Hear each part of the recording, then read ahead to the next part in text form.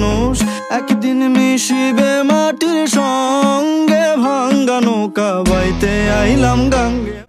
Hello everyone, এখন কথা বলবো মালুমা ঝুলছি শিরোনামের গানটি নিয়ে।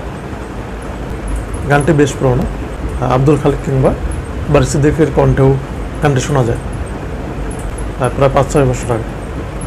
সেই গানটিকে প্রীতম হাসান দেওয়ান পরিবারকে নিয়ে নতুন রূপে কোক স্টুডিও বাংলাতে হাজির হয়েছে।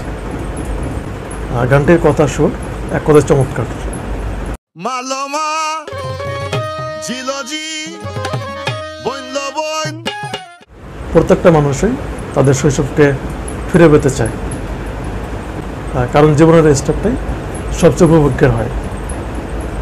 না থাকে সংসার জ্বালা, না থাকে বাড়তি চিন্তা ভাবনা, সেখানে দিন কাটে।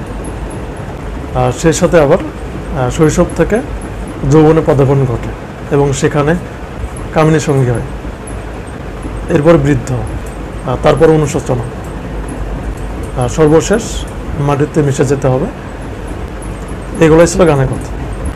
এক কথায় মানুষের জীবনচক্রকেই তুলে ধরা হয়েছে এবং গানের মাঝখানে আলী হাসানকে দিয়ে র্যাপ সং করানো, সেটা ছিল দুর্দান্ত।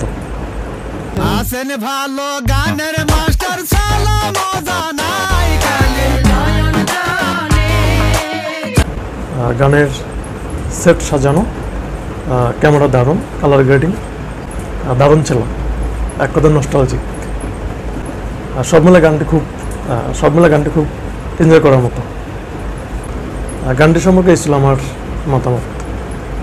আপনি চাইলে আপনার মতামত কমেন্ট করে জানাতে পারেন।